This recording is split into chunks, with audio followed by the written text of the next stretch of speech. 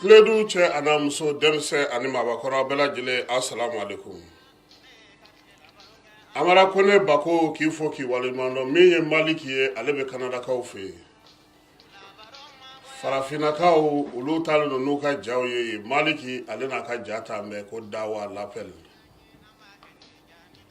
Dipto mingere nyama ba amaro sama soro premier mwana bedi kwa jakte. Super ministre Amadou Koita amba foka walimano. Amara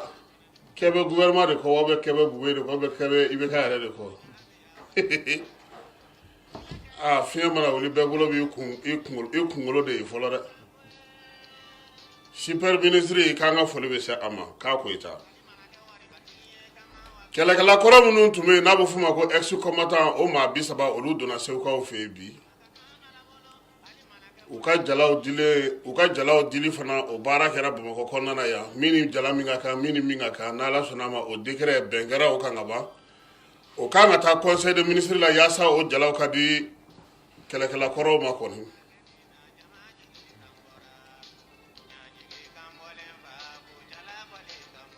gunamugaw fɛ bi a ganna kosɛbɛ Amara mobili bolila dɔ o bonena nina o maku gunamukaw fɛ olu ye masaranga sɔkɛ ta la jagokɛyɔrɔ fɛn fɛn b'u fɛ tɔnɔmadayɔrɔ fɛn fɛn bɛ u y'a bɛɛ lajɛlen da kolonci k'a filekolonci k'u ka nisɔngoya k'o yira kosɛbɛ nka fanga ale kɛlen ka wuli ka jɔ kɛ yaasa basigi bɛ don sabula a ko kɔlɔlɔntan tɛ an ka soirée salsa nin kalo tile 27 don Grand Hôtel la Kledu kɔrɔni Boubacar Sidiki Démon de minuit, l'indésirable désiré, Madoumia de commission d'organisation Nyamabaye, Kobela Djele, Obe Djonguna Boulo, président Djonguna, allez de pareil, Taras ani Tarasingo, Ulubutu Blau Flani de Bela, Aya Adjaga Sereda, Kabike le Versu Korobe Mamunumulo, Aka Doki Rama Yasan Fanagata Antnaku le 27, no Bora Drantan Kunda Sungalo Kasawa. Boubacar Jarabuki ale ka salsa hakila tonton aluso salsa ka do ulu e kosbe ulu ni ibe kan bagar ko ni ba nu u salsa donne donc na rabto ka don tele la nu ya ritmo ko ba nu ka tonton aluso fo mi madame Sikatu so Ousmane Si professeur Ali Nu Diallo ka nga foli be se ulu bela jirema bugri jarakaba fana fo bada bugri ka sala babi mi benke Boubacar Kamite ka le fana fo Musaba Arigo Sagi ka foli ta ka ɲɛsin ninnu bɛɛ lajɛlen ma complexe scolaire moderne min bɛ Ajara tɔgɔ la ale kan ka dayɛlɛ Kalaban Sud la dimanche nata ni kalo tile 14 donc a ɲinilen don bɛɛ lajɛlen fɛ bɛɛ ka y'o kɛnɛ kan baronin ba nin y'ale ka bataki ye Kalaban Sud polisiso kɛrɛfɛ Sabalibugu yan fan fɛ dimanche 9h o ka bɛɛ lajɛlen sɔrɔ ye min ye complexe scolaire moderne Ajara o bɛna taa dayɛlɛ 9h waati la an na taa an bɛɛ lajɛlen na ɲɔgɔn sɔrɔ o kɛnɛ kan ye Sudan président ta kɛra dɛ buru ko dɛsɛ de buru sɔngɔ gɛlɛyali de y'ale dafiri sabu man dɔgɔ dɛ o sanjaya na lemuru feerela ma Tunisie président fana lata aya Bouteflika o ta kɛra jama ko k'a ɲɛ tana y'o ye o yɛrɛ ye lɛtiri sɛbɛn sinon Algérie indépendance kɛlɛ Bouteflika y'a kɛ o surasi don dɛ kɔrɔ de ka na man di n tɛ bɛɛ tun tɛ se ka Bouteflika minɛ a ka duloki kɔli ma dɛ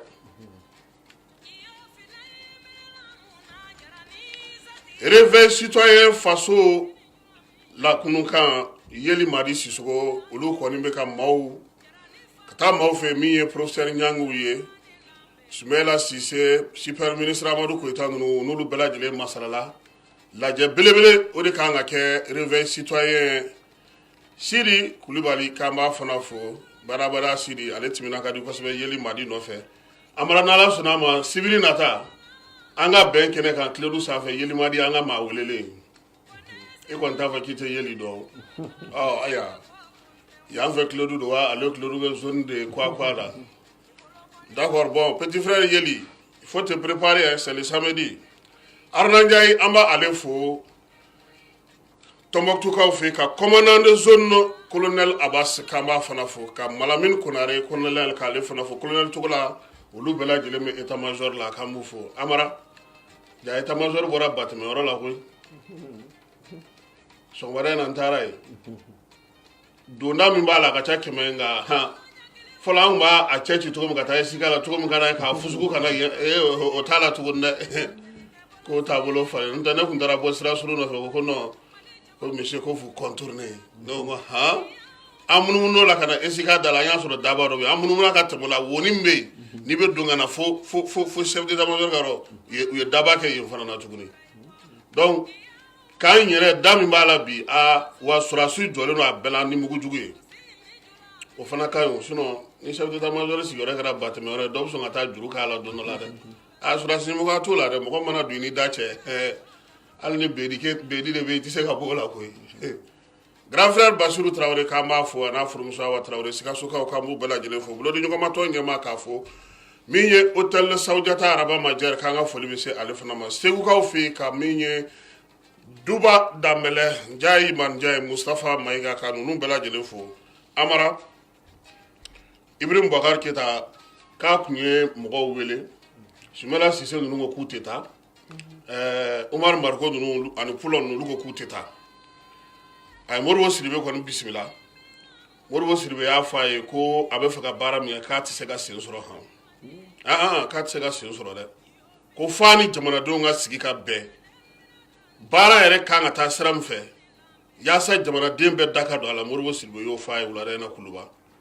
ka faye ko jamana be dabulo mi na bi ka fo kibta revisiona Modibo ya faye be ka ko ti bene ko na be sega mogo fara nga mogo ka be ka haklinaw fara ɲɔgɔn kan yaasa jamana yɛrɛ bɛ se ka bɔ nin na cogo min ko o ka fisa ni nin girin-girin ye parce que a tɛna na ɲɛ sɔrɔ e ko e bɛ ka fɛn tɛna k'a kelen ta ye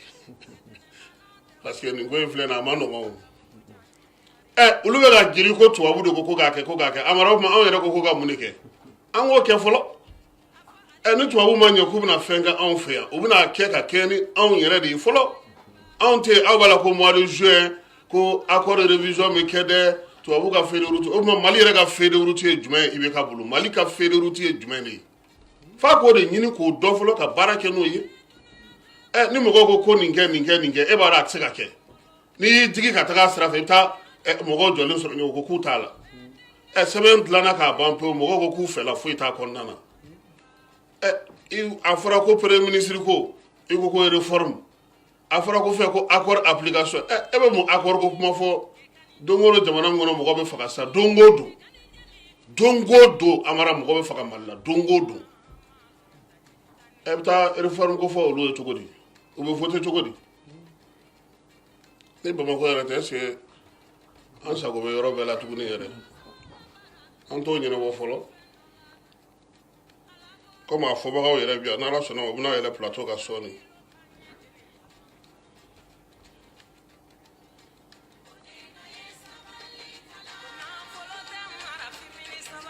Bayiba kan ka foli bɛ se Bayiba ma mairie du district kɔnɔna na sori Kɛmɛso n'a ma wuli k'an jɔ mɔgɔw bɛ ka don kaliwa la an nɔ na dɛ Modibo kɛra politiciens ye ka ban olu de bɛ meeting kɛ sisan donc an minnu ye mukadamu ye n'an m'an jija e dun tɛ ka ye télévision tɛ ka dayɛlɛ an tɛ ka baara wɛrɛ kɛ Bayiba donnen kaliwa la fitirida in na n t'a dɔn a bɛna bɔ ni kan min ye sini sɔgɔma o t'an anw place minɛtɔ yan n'an yɛrɛ ɲɛnama ɲɛna sa o a dun mori kan b'a da dɛ parce que wari bɛ mɔgɔ bolo i ka di moriw ye nin waati in na ka Wezu Kunta k'ale fo Baba Sila k'a fo min ye El Hadji Umar Sumare ka foli ta ka ɲɛsin ale ma Seydou Umar Traoré Musa Traoré Gise k'ale fana fo Bada Gise k'an ka foli bɛ s'a ma hôpital du Mali ale kɔnɔna na Jime Kante k'ale fo Sista Mam ka foli ta ka ɲɛsin ale ma Master Sumi sisan b'a sɔrɔ ale kɛlen don k'u ka radio bɔ ale mɔkɛ ka radio belebeleba dɔ de bɛ yen e bɛ 4 piles dɔn 4 piles o de bɛ Master Sumi bolo 4 piles ale bɛ radio 4 piles de lamɛn doni Brasco ne kɔni ne jɛra n ka t-shirt kɔ pewu Arasbach Yugo kunu kuma tun b'a da dɛ ne kɔni sunɔgɔra k'a to a kuma kunna ye ale yɛrɛ ɲinɛna an ka galamako kɔ sa o Araskebe k'an b'a fana fo k'a waleɲuman dɔn olu b'a n'o ye maa Berete k'olu fana fo mɔgɔ sɔgɔlen ana ni waati na k'u fo Lipton min gɛrɛ ɲɛmaaba ko Lipton bɛ 3e na wa 4e na de o y'a tɔ kɛlen ye ji ye sa dɛ Bulo Sikaso Ablaye Kulubali k'an b'a fana fo ka vie min ye Basiru Traoré k'ale fana fo Sikasokaw fɛ yen hôtel résidence Segu Adama Traoré n'a ka cɛ don k'olu bɛɛ lajɛlen fo Rachel taa se Dunbiya ma k'an bɛ ninnu bɛɛ lajɛlen fo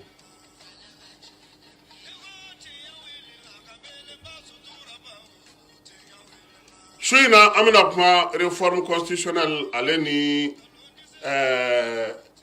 premier ministre ka démissionné ko kuma Ibeka fana ye Diko ninnu wele k'ale bɛ taa olu ta contre-pied la olu fana ye bi 2 don a kun tuguni bravo n'a ma ɲɛ Ibeka ma a ko ɲɛ tunnen don a la nin waati in na dɛ bɔ fan tɛ ka y'a ye peut-être ko Modibo Sidibe taara kuma fɛ bi far an ka wuli mɔgɔw n'u ka yelen Isa Kawujim bɛ kɛnɛ kɔnɔ su in na Musa Ba kan ka kɛ kɛnɛ kɔnɔ nu Togo ale fana kan ka kɛ kɛnɛ kɔnɔ na su in na yaasa ka a ka babu k'ale ɲɛnɛmaya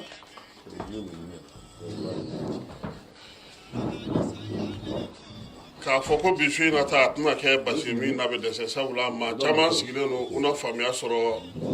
ko ninnu na waliya minnu bɛ jamana yɛrɛ kɔnɔna na bi ka ɲɛsin premier ministre ale ka tagali ko ma ka taa se réforme constitutionnelle ma Musa Ba ale de bɛ retard la nin waati in na an t'a dɔn n'a sɔrɔ a sera Kiledu kɔrɔso kɔnɔna na fɔlɔ nka a ma se yan fɔlɔ min ye nun Togo bɛ kɛnɛ kɔnɔ Isa Kawujim ale bɛ yan Amara b'i bolo yɛlɛma an bɛ sɔrɔ k'an ka maa welelenw bisimila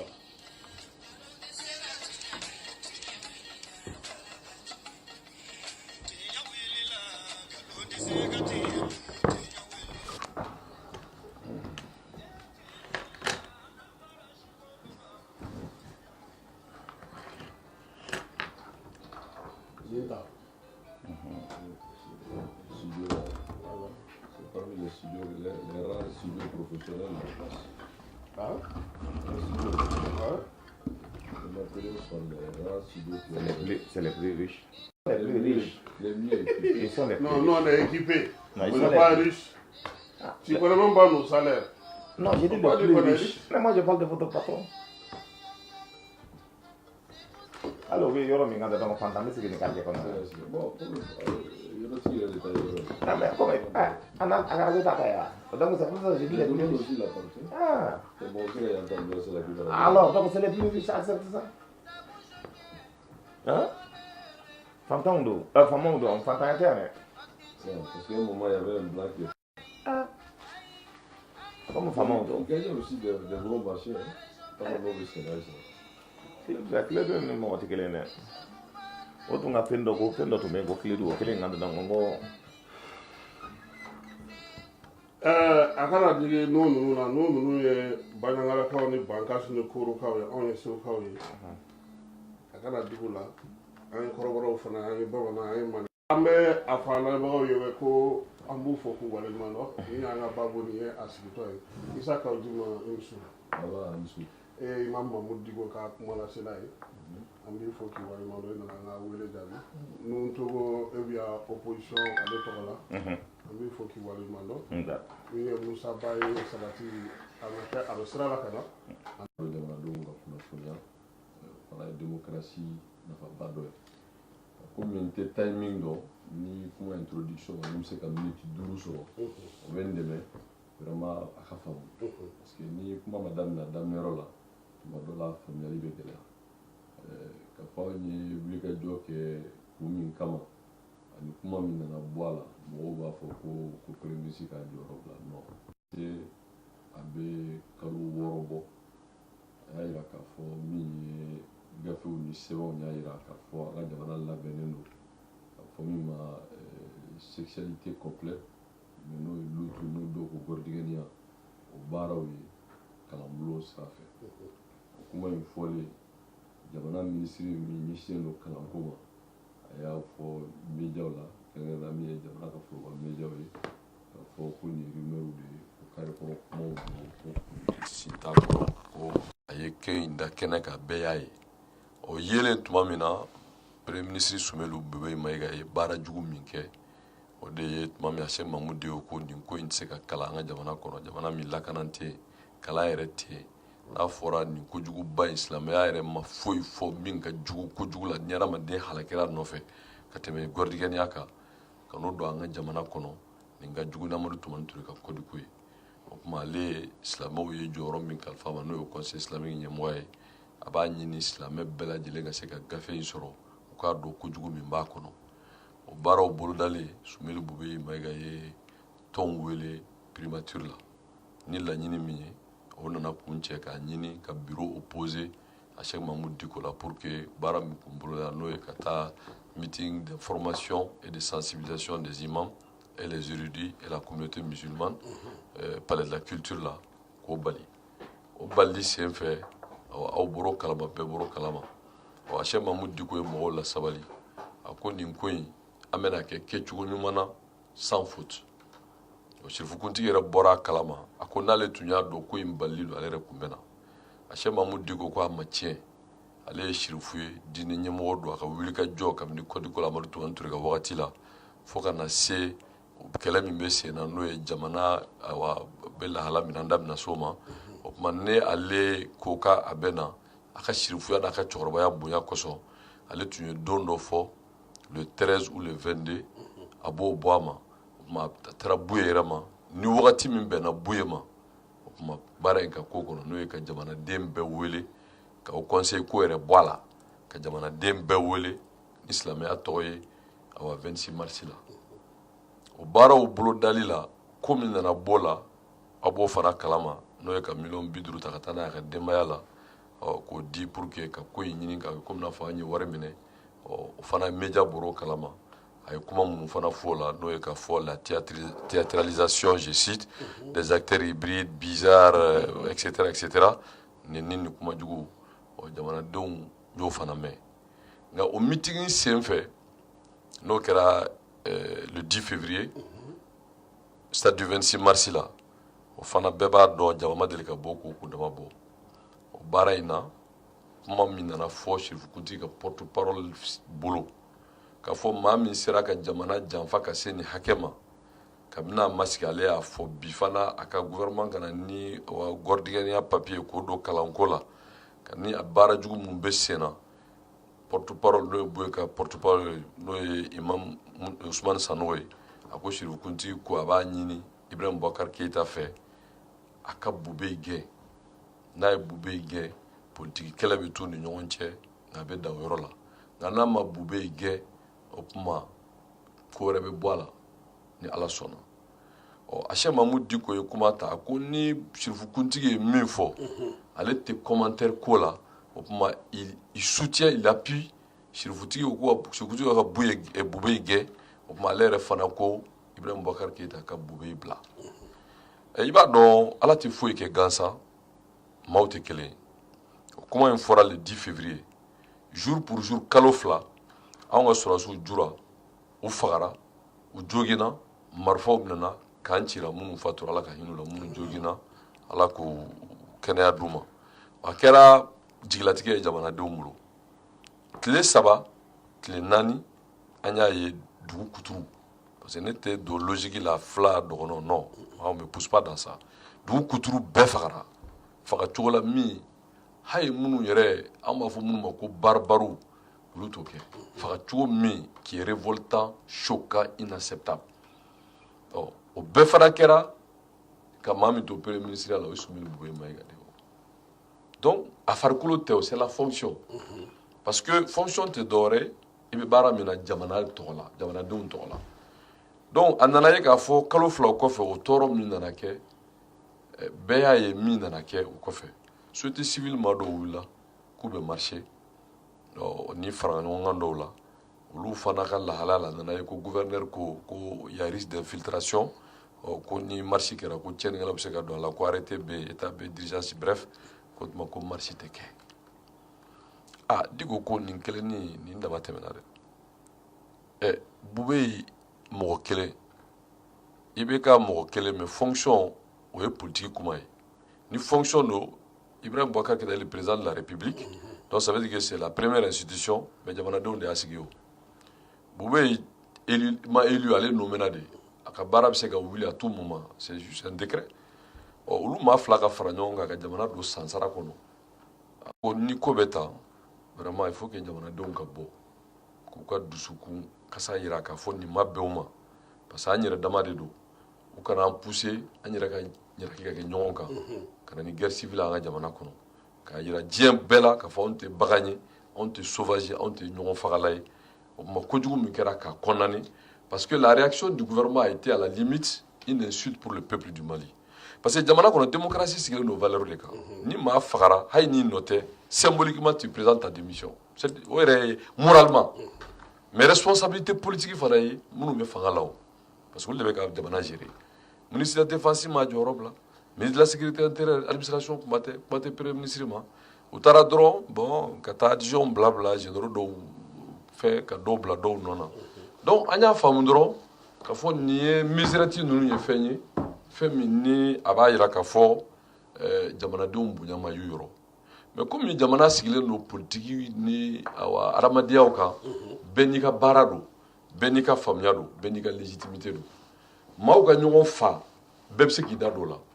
Surtout diinɛmɔgɔ tɛ se k'i sigi k'i da don o kan. Bon, donc a nana ye k'a fɔ ko wuli ka jɔ ka kɛ maaw ka wuli k'a yira k'a fɔ nin ma bɛn a ma ka marche boloda. Baara minnu boloda la ko gouverneur ko a tɛ kɛ bon ale Bube yɛrɛ y'a ɲini ka mɔgɔw intimider ka kuma caman fɔ parce que ne bɛna a bɛɛ fɔ a bɛɛ kɛra ne ɲɛna n b'a kalama. Cheikh Mamadou Diko ko ale tɛ autorisation ɲini c'est un droit constitutionnel. Autorisation ko t'a la. Ibrahim Boubacar Keïta wulila ka jamana nafolo ta ka jamana wari ta ka jamana avion ta jamanadenw ka impôt de b'a sara ta tɛ ka ba tigɛ ka taa ko il est Charlie. Mɔgɔw y'a condamné min kɛra Faransi ale y'o kɛ n ko ye tagama de ye. Yahudiya président kelen bɛ yan nanzara président kelen bɛ yan ale yɛrɛ bɛ cɛmancɛ la ko il est Charlie o ma kɛ wa. Bon a y'o kɛ jamana tɔgɔ la a ma jamanadenw ɲininka o mais e yɛrɛ ka jamana kɔnɔ i ka dugu bɛɛ fagara e bɛ se ka kɛ cogo di k'e tɛ quartier dugu tɔgɔ Ogosago e bɛ se ka kɛ Charlie e tɛ kɛ Ogosago ye ça pose un problème. Ni i ma kɛ Ogosago ye mais ni jamanadenw ko k'u bɛ bɔ k'u bɛ kɛ Ogosago ye e bɛ se k'o bali cogo di au nom de quoi de quelle loi et de quelle démocratie parce qu'il faut qu'on parle le fond de la question. Donc o ko in kɛlen jamanadiko ye maaw wele a ma maaw wele ni diinɛ tɔgɔ ye a ko jamanaden bɛɛ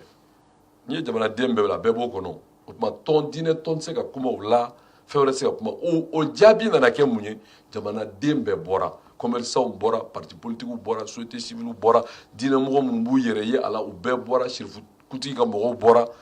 du jamais vu au Mali personne ne peut le contester et n'o kɛra kuma min fɔra o yɔrɔ kan n'a bɛ fɔ la déclaration du 5 avril mun de fɔra kuma saba dɔrɔn de fɔra o min kɛra an ka jamana la a ma bɛn a ma an t'a fɛ guerre civile ka kɛ an ka jamana kɔnɔ an b'a condamné a filanan ye min ye nin bɛɛ ju ye min ye mauvaise gouvernance jamana maracogo jugu i y'a fɔcogo de don mais n'a maracogo man ɲi mais minnu b'a kɔnɔ o bolo bɛ ɲɛsin la an yɛrɛ bɛ ko ni bolo funna a bɛ d'a tigi kun.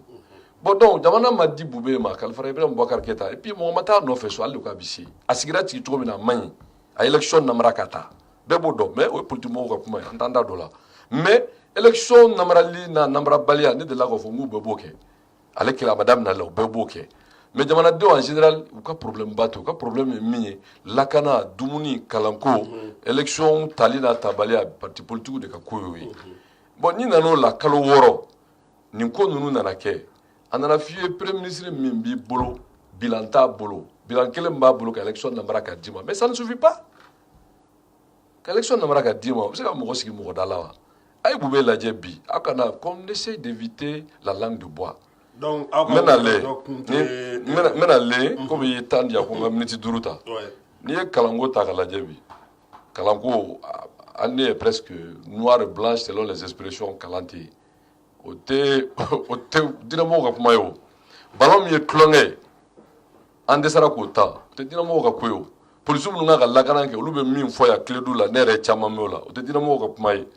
magistrat bɔra yan ka kalo bon dɔgɔtɔrɔw fo ka taa se DFM ma ninnu bɛɛ bɛ grève la o tɛ diinɛmɔgɔw ka kuma ye o a bɛna don min na centre tun bɛ lahala min na bi a n'a bɛ lahala min na o tɛ diinɛmɔgɔw ka kuma ye o donc en termes même de bilan il n'en a pas donc n'o t'i bolo mais min ka jugu a bɛɛ ye ale bɛ taa miliyari damadɔ ta ko tan naani ko des coupes drastiques alors que i bɛ ka budget fɛn ma bɔ a la o c'est les 20 milliards ATT taara ka to 13 milliards si j'ai bonne mémoire ale bɛ 20 na donc ça veut dire que ale ka dépense cayara jamanadenw ka sɛgɛn bɛ ka juguya primature jeton ka Musa Mara to yen c'était 26 millions mais u bɛ 75 millions na mais donc vraiment ninnu k'a fɔ mɔgɔw ma ko gɛlɛya bɛ jamana kɔnɔ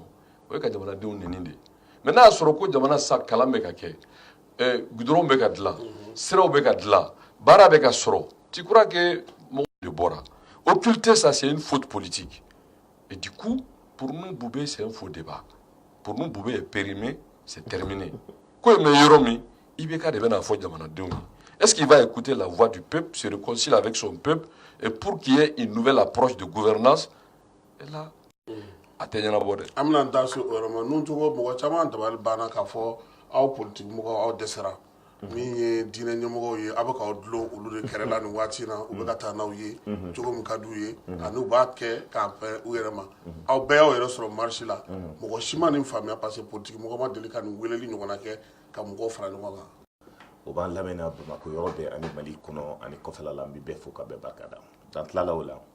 i ye kuma min fɔ ni i mɔnna politiki kɔnɔ nin ye ne san 30 ani kuna min bɛ fɔ Sotrama kɔnɔ an t'olu jate wele min sera anw ma k'a fɔ an ka bɔ nin na Mamudu Diko de ye wele bila n'o ye silamɛ ye o kɔnɔna na maa o maa i yɛrɛ sɔrɔ silamɛya kɔnɔ surtout ne ye misiri caman jɔ ne b'a dɔn ko n ye silamɛ ye n b'a dɔn n ye duguma kalan kɛ n bɛ kuranna yɔrɔ dɔw dɔn donc ni o ɲɛmaa ya anw wele k'a fɔ k'an ka bɔ ka na donc n'an taara c'est vrai que maliyɛn politique mɔgɔw taara silamɛw taara chrétienw taara hali RPM mɔgɔw taara ne yɛrɛ RPM dirigeant caman y'a kɔnɔna na donc an kana kuma kɛ ten maa min bɔra Diko ka weleli la u ma bɔ fɛn wɛrɛ kama anw bɔra anw min ye bankasikaw ye anw min ye fulaw ye anw min ye dɔgɔnɔ ye parce que maa fa a ya anw tɔɔrɔ denmisɛnnin muso kɔnɔma k'a kɔnɔ fara k'a den bɔ a la anw b'o ye filimu de la an tun b'o ye sinima de la anw ma da la k'a fɔ ko adamaden ni min ma dɔrɔgu ta k'a fɔ k'i b'i yɛrɛ ma k'a fɔ k'i ye danbetigi k'i ye hɔrɔn ye k'i bɛ se k'o kɛ jamana kɔnɔna na mais ninnu ka baara kɔnɔna na Ibrahim Boubacar ka fanga kɔnɔna na an y'o ye an ye fɛn ye k'a fɔ école ko la k'a fɔ ko bi bɛɛ ɲɛ b'a kan maa o maa b'an lamɛnna k'olu wolodenw olu ka avenir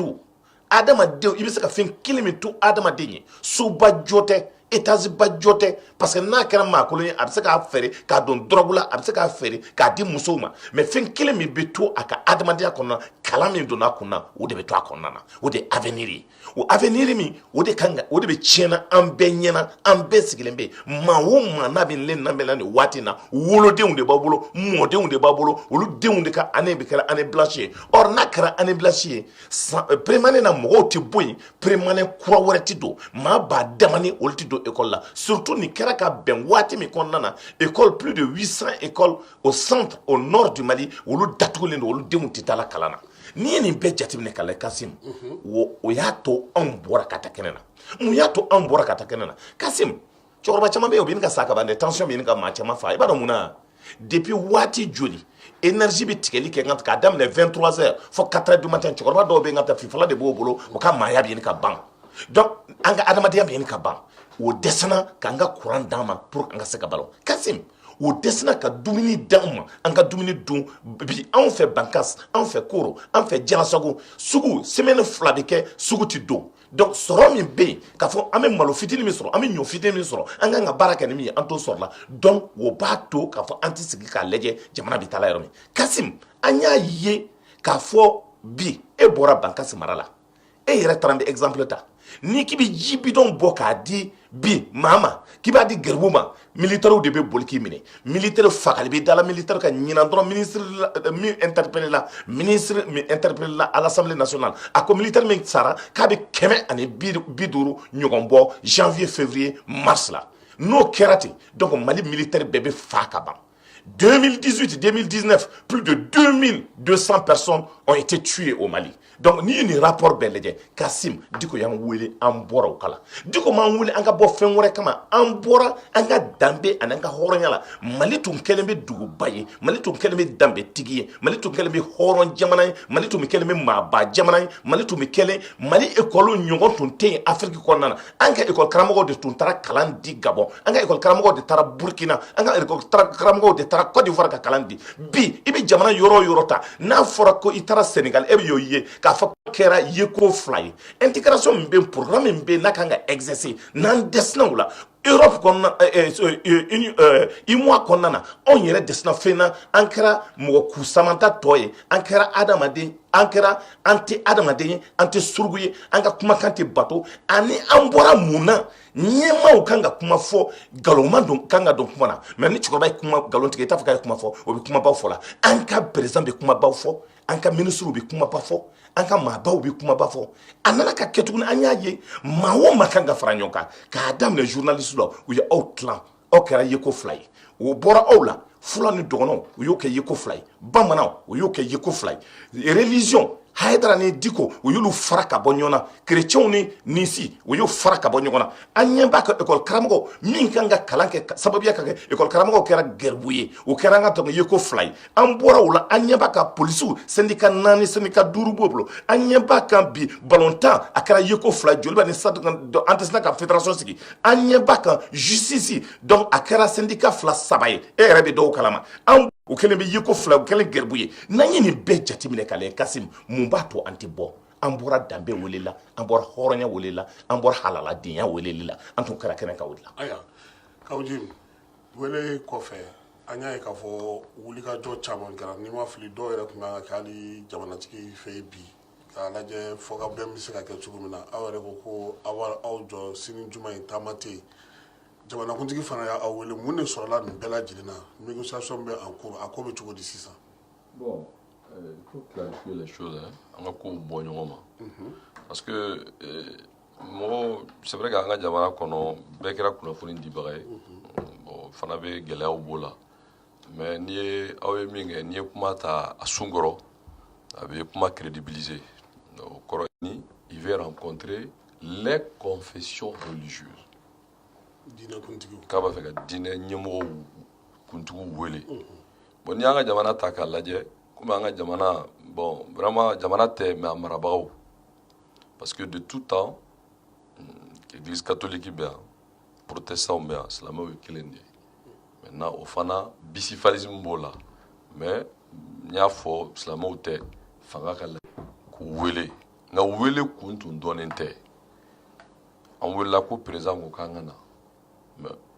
sɛbɛnni ma kɛ k'a fɔ président y'aw wele kun ye nin ye o ma fɔ wa an selen kɛnɛ fana kan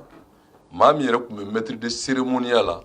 o ka baara ye photota de ye mais ne ka taga yɔrɔ kɔrɔ ta mais moi je soutenais IBK ne y'a dɛmɛ de non ne t'o renier o mais n bɔra fana n bɔra maintenant min bɛ yen o phototala de ye o y'o de bila k'o kɛ maître de cérémonie ye ale nana ko ka kuma di Diko ma k'a ka kuma ko ni Diko tilara ko Sherifu Usmane Mara Nayidara bɛ kuma ko Monseigneur bɛ kuma ko protestants ka ɲɛmɔgɔ bɛ kuma Diko k'a ka kuma ta Diko nan'i jɔ ko anw welela fɔra ko jamana kuntigi de y'anw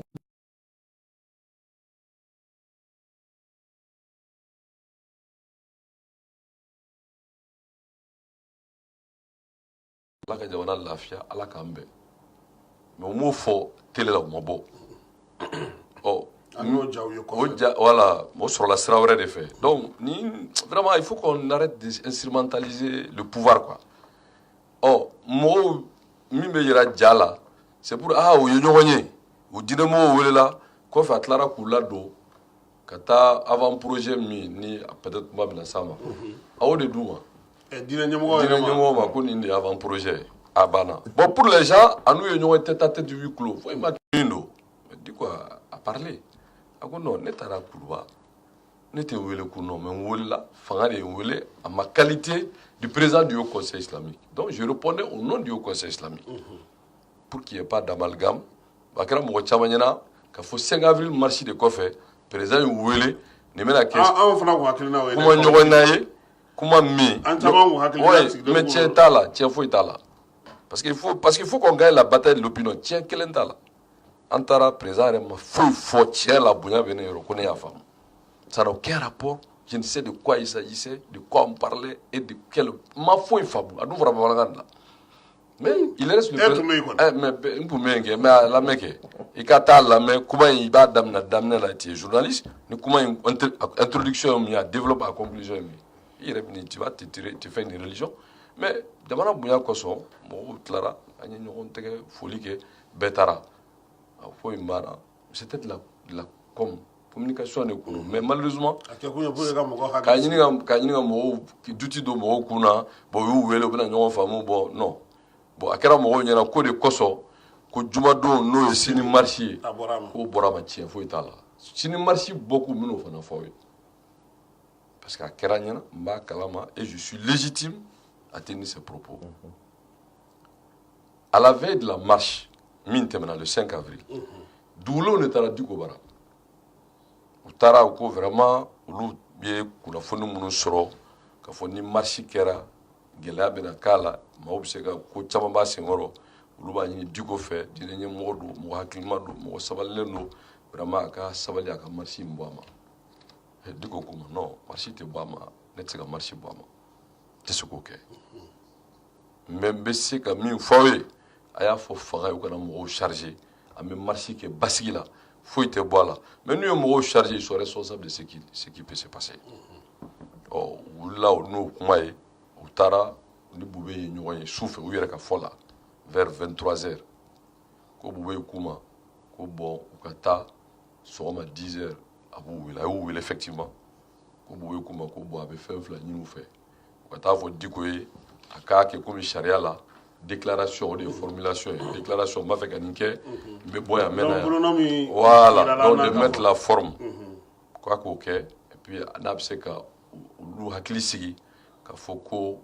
wɛrɛ tɛna bɔ a la min tɛ min fɔra ye o y'a sɔrɔ Diko tɛ yen ne de bɛ yen ne ko ko Imam ma se yan u ko non ko ne bɛ yan k'o ye Diko ye ne ko ne tɛ Diko ye ko non k'olu b'a dɔn ko ni ne bɛ yan dɔrɔn k'o ye Diko ye o fana ye tiɲɛ ye o bon kuma wɛrɛ ne ko problème t'a la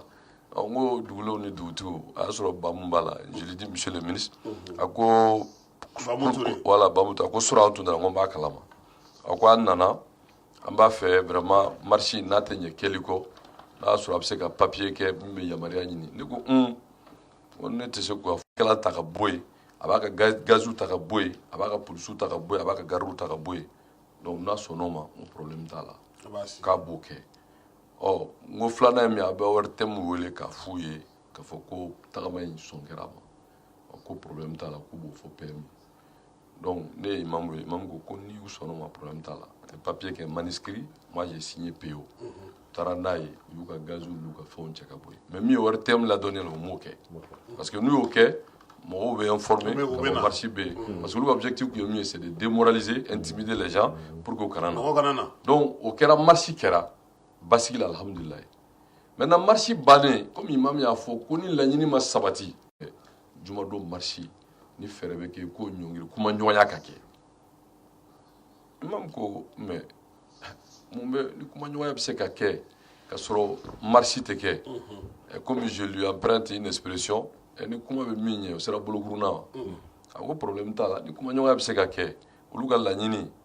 o tɛ renoncer dɛ n'o ye Bube ye ka démission ye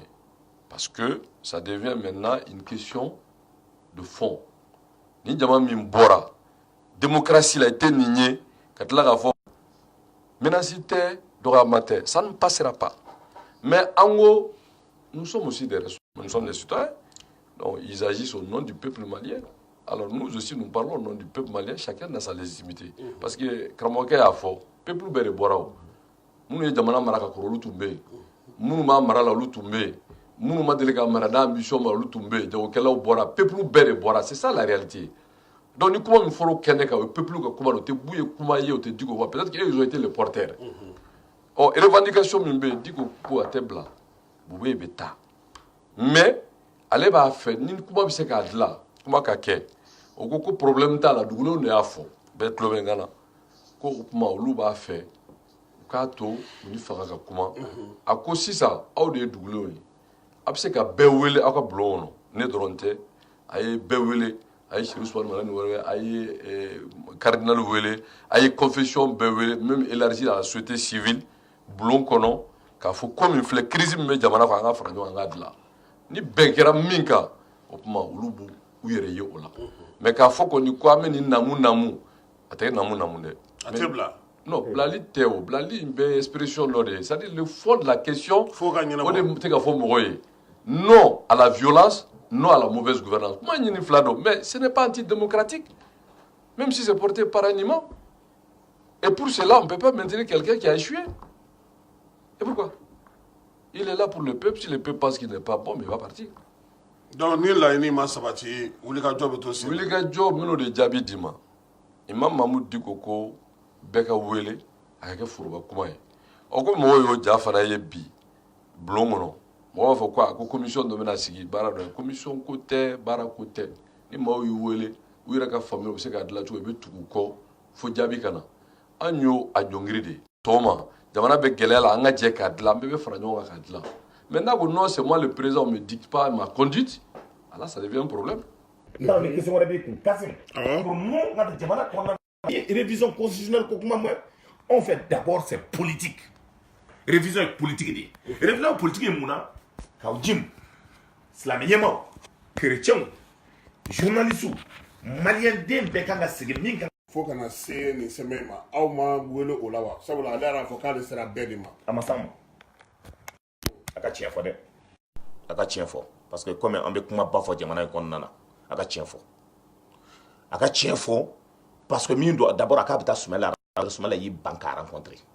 delili de kɛra pour que ani Sumala ka se ka sigi Iban Ndiaye de ye delili kɛ et o nana an sigila ka kuma dɔn o y'a sɔrɔ ani Ibrahim Boubacar Keita ma ɲɔgɔn ye est-ce que y'a faamuya an sigila an kumana o y'a sɔrɔ URD a ka réflexion dɔ kɛ document dɔ bɛ maa o maa bɛ yen n ka taa donc document cira e yɛrɛ ye document sɔrɔ maa o maa bɛ yen n ka taa donc comme CDR tun y'a ka baara kɛ cogo min document cira bɛɛ ma réflexion document o document min a nana n ka taa ani Sumala kumana ka ban Sumala y'o document d'a ma a taara o kumaba de fɔ k'a fɔ ko document dira ma i y'a ye URD ma réagi réagi la ka déclaration kɛ k'a fɔ k'a ye kuma min ko nkalon b'a la donc anw ma associé n bɛ fɛ ka min fɔ président y'a ka mɔgɔ lamɛn i b'a dɔn mun de taara ni Béchir ye Soudan bi buru kɛ buru dɔɔni farala kan a ye dɔ fara buru kan a ma taa Ibrahim Boubacar Keita maa min bɛɛ hakili la k'a tɛ taa n ka taa donc Algérie président tɛ a bɛ min a bɛ min a bɔra yen a n'a ka faute a t'a ka so Ibrahim Boubacar Keita y'a jamais 203 n'i y'i ban ka maliyɛnw ka kuma lamɛn Ala subahana wa taala y'a fɔ kuranɛ kɔnɔ ne de bɛ n ka fanga d'i ma n bɛ n ka fanga daraka ka bɔ i la n'i k'i jamanadenw lamɛn ni jamanadenw n'i tɔɔrɔ la ka se yɔrɔ dɔ la olu min y'u ka fanga d'i ma u b'u ka fanga minɛ i la. ayiwa Isa Kaoudjim sɛbɛn in dira aw ma comme imam y'a bolo don a kɔrɔ aw bɛna baara kɛ n'a ye wa aw fɛla ye jumɛn ye a ko la réforme constitutionnelle. Bon, quand même, ça va, moi. Je pense que je préfère ne pas trop m'engager sur le fond. Parce que, Ahmed Diamana de Kono, si c'est le conseil qui est saisi officiellement, aux procédures BO, que sera nous fait, Hachem Mahmoud Diko est bolo pour l'Assemblée nationale, elle était ninja de l'Assemblée nationale. Mais il y a fait publiquement de comme Mahmoud mandat bana autour il voté que Diamana va mener ka dou mais elle voulu jeter elle kon molo ni vraiment elle était dans le mala. Donc pour moi c'est un faux débat cette histoire de révision. Et vous m'excusez vraiment je vais pas être vraiment je vais être respectueux. C'est un faux débat, hein. C'est un vrai faux débat. C'est-à-dire le vrai faux débat. Mais Kaoudjim problème est mis bi il veut ka nous be labɛn min na o ye ka jouer nata kɔnɔ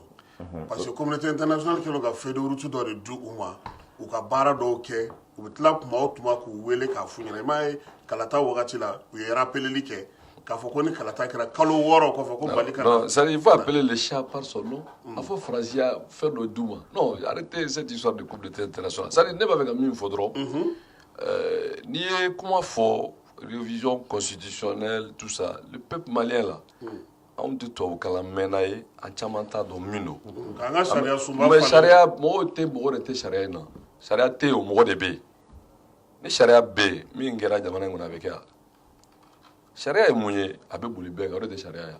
Constitution est féminine, on est à former ma ligne censée ignorer la loi. Donc, on est euro mais bébé joy. Mais dans la constitution, les députés sont élus pour 5 ans. Charia de haut fort. Mais ils ont trouvé des habillages, des formulations, ça a décrédibilisé l'Assemblée nationale, le gouvernement et les institutions républicaines. Sur le fond. Maintenant, moi, je me fais pour que la réforme soit mais elle est boulot. Pour dire que l'Assemblée nationale a voté un projet de réforme constitutionnelle, mais est-ce que tu es mon India? C'est un faux débat. Ça n'est pas dans la République, on n'est pas dans la démocratie. On prend le pays comme vraiment une propriété privée. C'est insultant. Mais pour le parti politique, ça n'a même pas de sens. Mais c'est l'appel du 5 avril, c'est tout. Démocratie, c'est le rapport de force. Moi, je ne suis pas partisan du chaos, mais je suis partisan de la démocratie qui triomphe. Il faut que le peuple assume son destin. Nous, avec la constitution, la réforme, c'est mettre dans l'appel du 5 avril. Abana, quel est un bébé? Là, il faut changer la gouvernance. C'est une question de gouvernance. Mais Kaoudjim, non, peuple de Bora. C'est le peuple qui est... Non, parce que ça là, c'est un piège. Parce qu'il faut qu'on fasse une réforme. L'imam a appelé le peuple. Et le peuple a répondu, ça légitime son appel. Mais c'est le peuple qui l'a répondu. Donc c'est le peuple qui est souverain, pas l'imam, c'est la cause. Bon. Parce que vous voulez voir l'imam et à porte-parole. Non. Parce que les négociations avec le peuple bêtitaille. Ou quand mandat imam de boulot, parce qu'il y a des bluma, ou de et à Kumala Selaï. Yalama, bi na ausa wokera, ka premier ministre Bouy. C'est-à-dire qu'on s'est côté à dans sa baliate. Parce que on ne veut pas parler le fond du problème. Ibrahim Boubacar Keïta, on est farlagnon, Bouye, Diko, avec une grande partie de la communauté musulmane pour demander que Ibrahim Boubacar Keïta est le candidat de la communauté musulmane du Mali. Mais au cours des avocats islamiques, mais la majorité, le fait majoritaire était que, au décret, c'est ça qui a été décisif en 2013. Et 4 ans après, 6 mois, Bouye Gourno allait miner, allait ta demain, allait boulot à TC. Digo ko bon ni tala, ni ne de djeraka de ne fana tala. Question de principe. Amboro la, aye fanga ta chugumina. Beba doa ma ta njeliya la. Tu sais fanga ta njeliya la par le peuple kalworo ka dessa ça, parce que chugodi. Donc maintenant élection namra kata. Bebo do, ma kelente no fa ou be OK.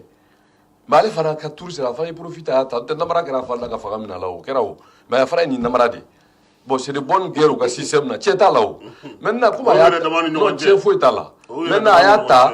mais moi, plus que problème t'as l'élection, il y a gagné, m'a gagné papier. Le problème est, absent comme que, comme il fera tout mieux. La cana, est-ce que on a amélioré là? Quel est? Flanant fana y mis, est-ce que bi, jamana déon, qu'un niveau de vie est tout dit? Jago kelaw o fu ka soro be ka tanya be ka nagasi kalanko an tuko kuma fo mo klon e balontan an de sara wala togoni ballon be ka tamalla mais le pouvoir c'est est mieux c'est pour organiser la cité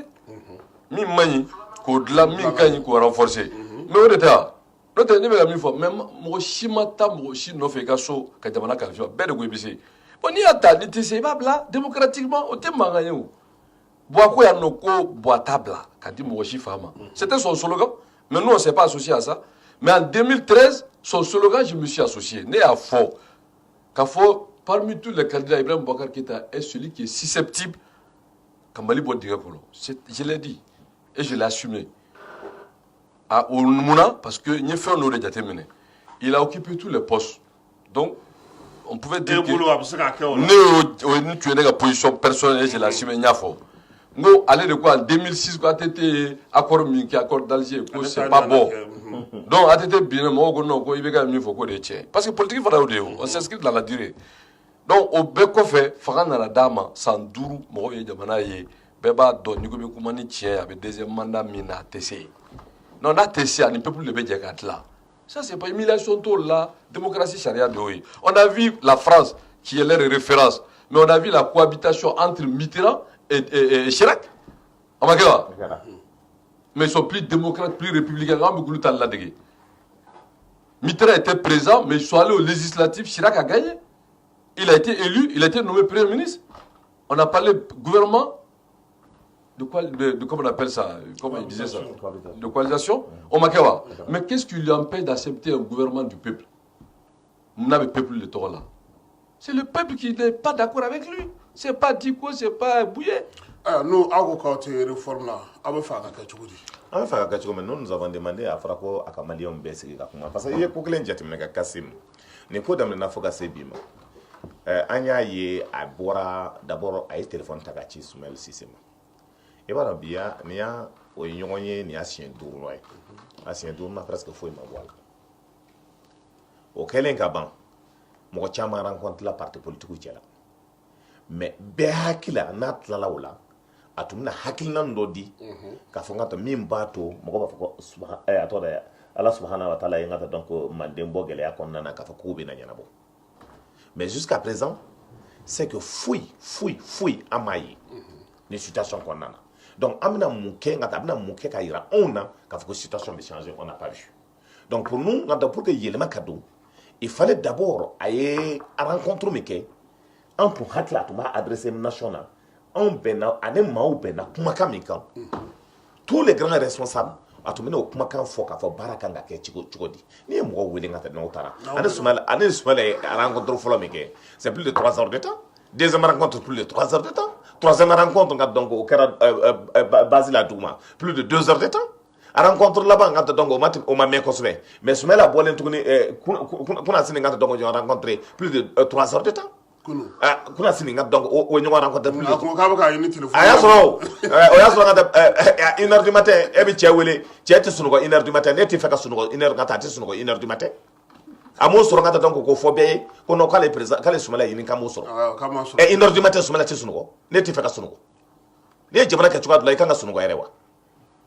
Donc comme elle pas donc ko gele babolo na chauffe la dron anabi téléphone ta ki weli et bien mi na nga nyoy ndoko ngata ko gele mi chuka dula mais jabana bi lan ko ngawa mais notre wati temana no wati temana bana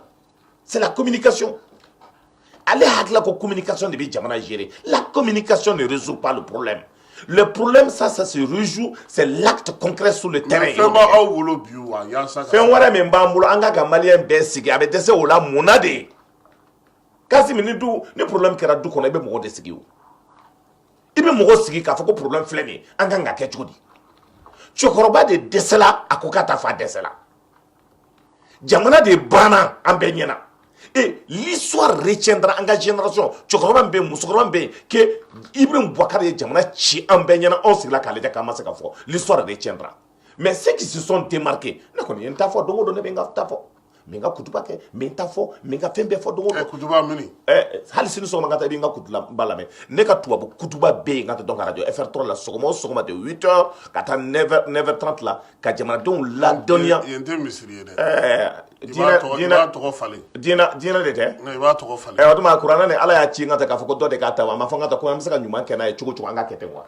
ne binga baraka la ngata ala ko sababu yala ala ko tabulu la ayo kawjib yana nga nega julu blabla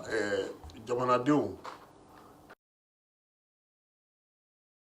awon ma Musa Baye a te se kana woni be Musa Baye e ma fie peut-être que kawjib fada be ba soro fada ane anyini ka desenta soro la comme ala ya kena majorité kala no ka ibla fena suna majorité fana wele lu fana ka mo mana keneka ay an be o te se kana wo an no wele jamana dogo sugu hakilatike ka foko wuli ka jom kala le 5 avril nyebe soro ala u ka kuma kan abe bato abe ta ka baraka na ye. Bon, les Maliens. Donc, majorité koto et opposition koto et opposition majorité ni maliko ereta la majorité silencieuse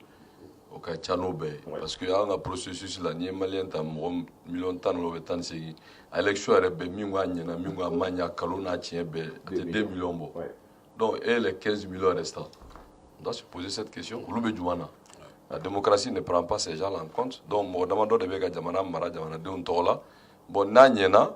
a une légitimité renforcée. Maintenant, il faut reconnaître qu'il y a un problème. Bon, au problème, Nambola, pour répondre à ta question, le boulot Agneli, on dépend mina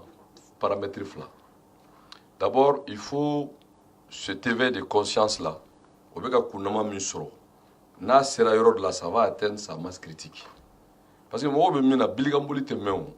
Non, moi j'aime le travail de fond. Masse critique, jamana don bega famu politique yere gelea mimbala. On veut qu'à famu. On veut solution sur le sera min fait. On veut qu'on fasse famu. Parce que personne n'a intérêt qu'à Mali tchou. Non, on ne veut pas des pushistes, on ne veut pas des gens qui créent le chaos. Moi, je veux une victoire démocratique. Une victoire démocratique, c'est quoi? C'est le désaveu du peuple. On est d'amener le 5 avril. C'est pour ça que je m'inscris dans la logique du 5 avril, qui est le départ du vrai changement. Même si tu vois aujourd'hui, on va essayer de manipuler, pour essayer de discréter, ralentir,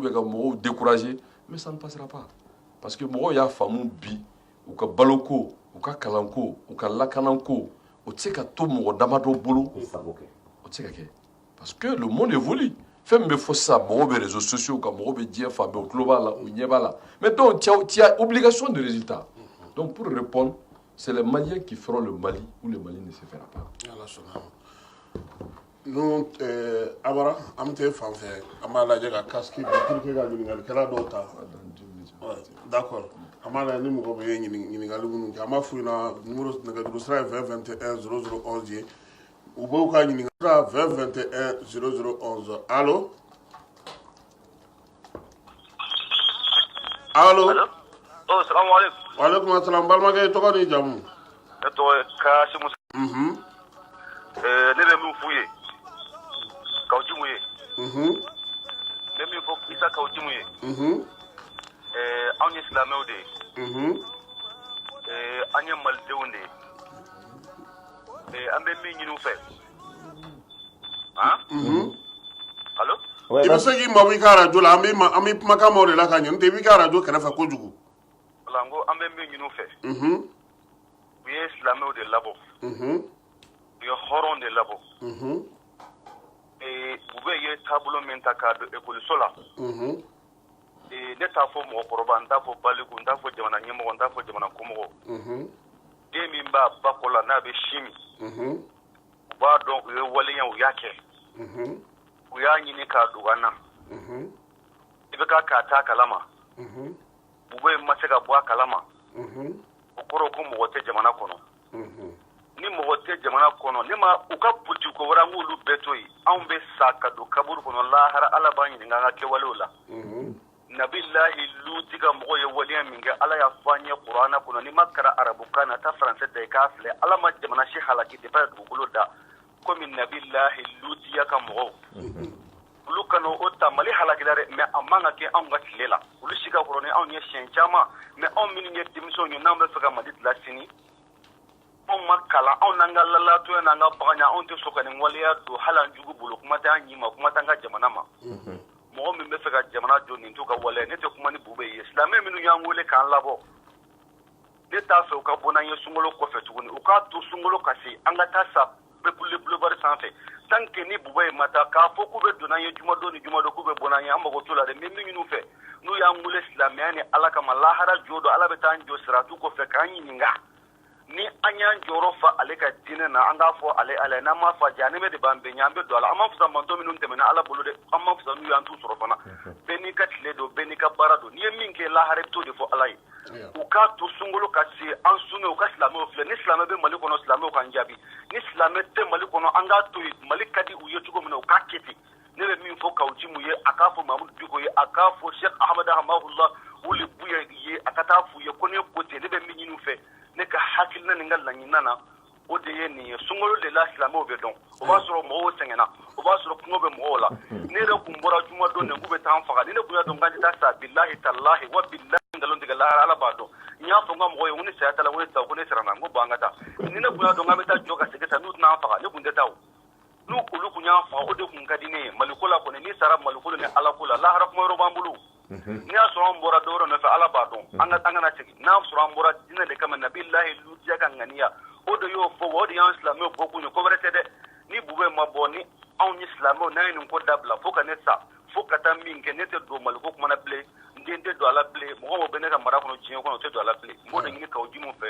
ala ni ala kira kama a k'a fɔ ɲɛmɔgɔw ye n'u ye silamɛw ye bube ka bɔ yen ni an dɛsɛra fana u ka bube to yen min ka d'u ye mali kɔnɔ u k'a kɛ parce que olu de ye malidenw ye an tɔw an bɛ taa don yɔrɔ ɲini an yɛrɛ la min bɛ ne fɛ k'o fɔ ni n ye fili kɛ kuma na n bɛ yafa ɲini a fɛ ala ni ala kira kama salamulahi aleykum wa rahmatulahi ta'ala wa barakatuh. ayiwa nin fara n kan jamanaden bɛɛ de ka ko ye parce que ne y'a fɔ kuma la il faut que maliyɛnw ka éveil de conscience de kɛ di ko tɛ buye ko tɛ n'an y'o kɛ dɔrɔn ko in tɛ ɲɛ peut-être qu'aujourd'hui ala ye olu bila jɔyɔrɔ dɔ la min bɛ se ka mɔgɔw labɔ en synergie ka jama fara ɲɔgɔn kan ni hakilila dɔ ye bɛɛ b'i yɛrɛ minɛ n'o ye jamana ko ye parce que jamana ko défend o bɛ fɛn in bɛɛ résolu a bɛ démocratie résolu a bɛ république résolu et puis ça prend en compte nos valeurs sociétales et religieuses i ye diinɛ o diinɛ danbe b'i la o mais ni jamana tɛ yen ni si tɛ yen donc il faut que jamana de ka sigi o de kan ka c'est ça que les patriotes doivent s'en approprier démocratiquement pour résoudre le problème de la mauvaise gouvernance. 20 21 0011 allo. oui allo. balimakɛ i tɔgɔ ni jamu. ne tɔgɔ Lasine Kane. Lasine Kane i ka ɲininkali bɛ ɲɛsin jɔnni ma. ne ka ɲininkali fila don. fɔlɔ o bɛ denw minnu togo la. ninnu togo minnu tun bɛ ka ATT jɔyɔrɔma don. n bɛ fɛ ka ninnu togo ɲininka. ATT kun ka fanga ma ɲi wa a ma ɲi. munna ATT jiginna ni kuru ye. est-ce que Mali ko ye ni bɛ faso fɛ. ne kɔni bolo n'i b'i faso fɛ. ATT bɛ bɔ Mali la don min na depuis démocratie nana. ala ma masakɛ kisi Mali ma mun ka ɲi ni ATT ye. mɔgɔ u ye nkalonjugu da la. k'a kɛ rebelle ye f'a jiginna kulu fɛ. ko ninnu togo u bɛ IBK ka kɛlɛ bi. a ka miiri sini na sini saya bɛ se bɛɛ ma. Mali ko tɛ mɔgɔ ko ye maliyɛn bɛɛ de bɛ kɛ Mali fɛ ka kɛ ala fɛ Mali bɛ jɔ n'a ma kɛ Mali fɛ Mali ti jɔ donc n bɛ tɛmɛ o kan n bɛ taa Gabijum ma n b'aw ɲininka ne ye Ɲɔrɔ Serifukɛ Buye ani Mamu Tuko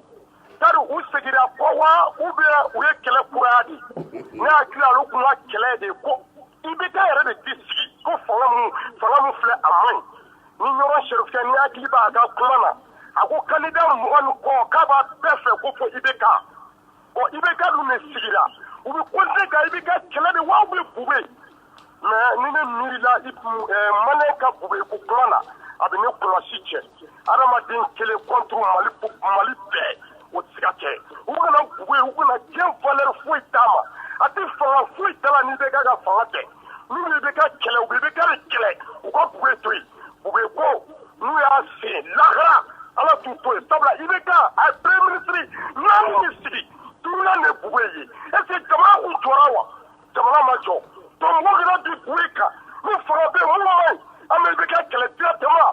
u ka Bubu to yen walayi n'u sera ka to Bubu ko kɛlɛ la ala b'i jeni sabula. o de ye problème ye quoi i t'a dɔn a tɛ jiginna cogo min mais comme kuma bɛ tɔmɔ donc ne tɛ yiri kɔrɔ kuma jaabi e filanan ye min ye ko i bɛ ka kɛlɛ ni kɛlɛ don ni nafa ko don ni sɔrɔ kan ka k'a la bi k'a fɔ ko danbe ko t'a la hɔrɔnya k'a la i b'a sɔrɔ bi i bɛ ka b'a dɔn ne b'a dɔn i bɛ ka mɔgɔw b'a dɔn e b'a dɔn Kasim ni ne tun bɛ fɛ ka fanga ta n bɛ taa ye mais danbe ni hɔrɔnya ɲɛ ma 38 ans n bɛ kɛlɛ la pour que Mali démocratie ka se ka taa ɲɛ parce que pour moi ATT ka fanga n'an ko an ma erreur kɛ lahara ala b'anw ɲininka erreur kɛra a kɔnɔna na mais k'a fɔ ko ATT ma baara kɛ i bɛ kafiriya mais min don maintenant ale n'i y'a jateminɛ kuma kɔnɔna na a kumana ni Jesu ye parce que a ni b'i ni ka tiɲɛ a f'a ye k'a sigi den kana ban parce que n'a banna a bɛ kɛ yeko fila ye mais a bɛ sa fu pour rien parce que ni tension b'a la i b'a sɔrɔ mais a ka adamadenya kɛcogo la a ka kuma an ka kuma dilan o de ɲɔgɔn tɛ mɔgɔ ma ATT ye jigitɔla ye kulu la ka tila k'a fɔ ale yɛrɛ bɛ a tila ka ATT apprécier k'a fɔ ko nkalon tigɛla ka d'a kan problème t'a la mais néanmoins ne ye kɛlɛ min kɛ ATT ko la fo ka ATT ta ka tila ka segin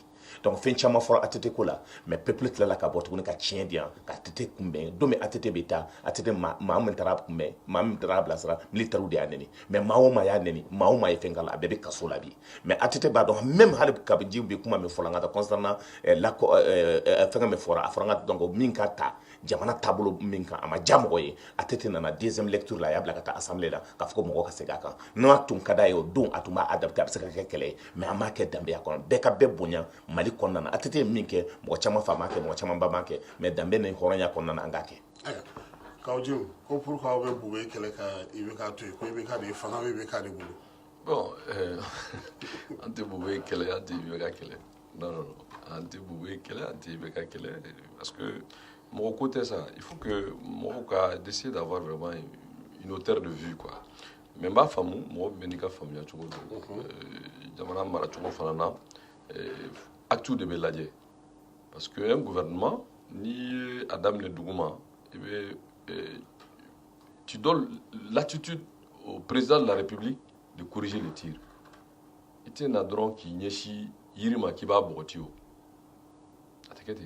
Ni Yiri Yorom Mumbai, ni Yatige, Abseka régénérer. N'est-ce pas? Parce que, fin de Kera, où on a parlé manuel de l'enseignement de la sexualité, le gouvernement a baradé. On a nanaye qu'à faut le gouvernement a fait. Président a Kalama. Président vous sanctionnez. Au débat, il a fait président, a Kalama. Donc, il s'est assumé. Maintenant, il m'a assumé. Ça veut dire que, bon, il y a un problème de gouvernance. Parce que, quand il y en a, le ministre de la foi, la plus haute autorité morale du pays, de pour donner du glatigara. La communication, l'éducation. L'éducation, c'est des rumeurs. Bon, à Kotara, vous m'excusez l'expression, parce que il y a des gens qui sont ministre Kotara. Le ministre Kotara, Boubé devrait dire au ministre de partir. Parce qu'il y a des gens qui tu démissionnes. Le débat était clos à ce moment. Mais au moins, il y a une qui a torpillé. Parce qu'en réalité, comment il retient Boubé est toujours dans la logique homosexualité de Kakala Diabana. Il recule pour être en harmonie avec l'Occident. Parce que c'est une valeur occidentale.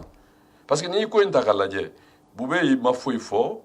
dade puis ko une kunchero là no kera 10 février là à Taranini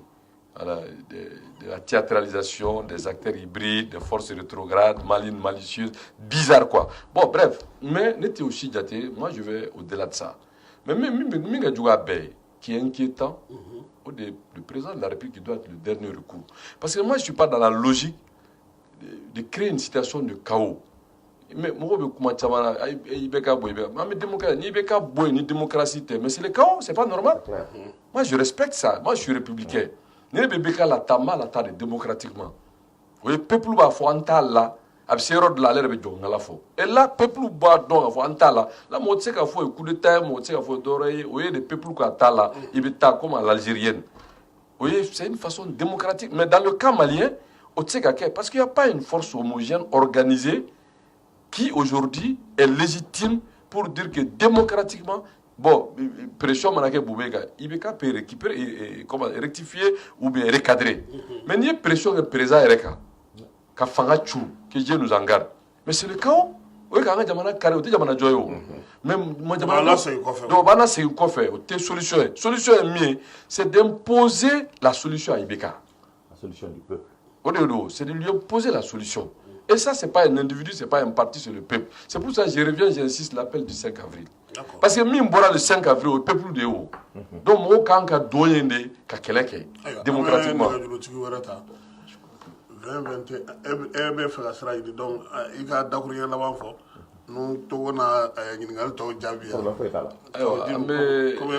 Voilà, mais d'abord,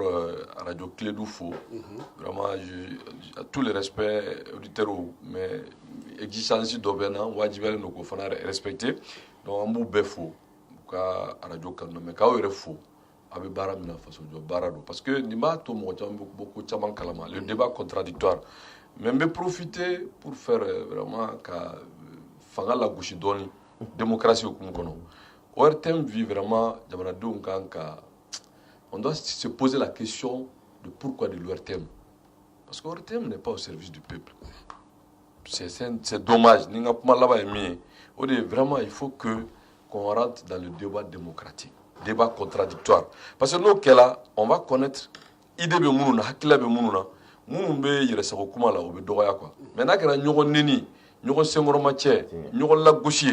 oublie l'essentiel. L'essentiel aujourd'hui, c'est de porter la vraie contradiction. Parce que moi, j'aurais été souhaité, je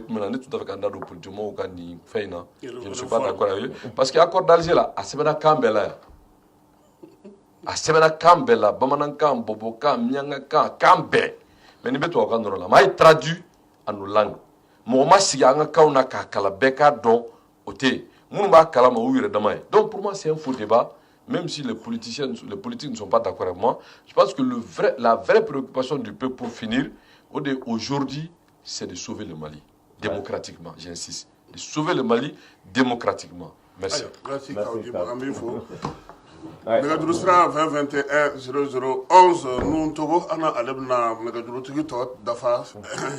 nɛgɛjuru tɔ dafa yasa ye waati ye k'a fana kuncɛ allo. Oui, allo Kasim Traoré.